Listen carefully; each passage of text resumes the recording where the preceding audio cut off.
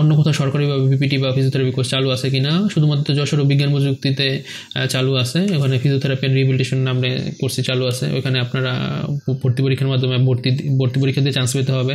অনেকেই বলে যে রাজশাহী আইএসটি, তারপর ঢাকা আইএসটি, চিটাগাং আইএসটিতে ফিজিওথেরাপি কোর্স চালু আছে। এগুলোতে এখন আর সার্কুলার হয় না, ওগুলো প্রায় অনেক বছর ধরে সার্কুলার অফ হয়ে আছে।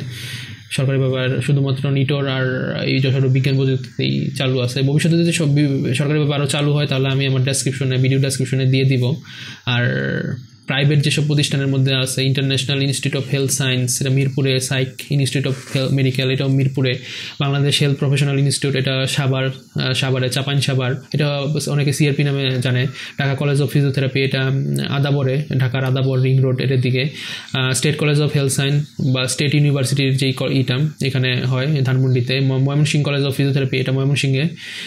এগুলোতে আর কি চালু আছে বর্তমানে। আরও ইনস্টিটিউট যদি চালু হয় আমি আমার ডেসক্রিপশনে দিয়ে দিব। বর্তমানে 7 থেকে 8 পয়েন্টে এখানে কোনোটা 7 পয়েন্ট, কোনোটা 8 পয়েন্ট লাগে।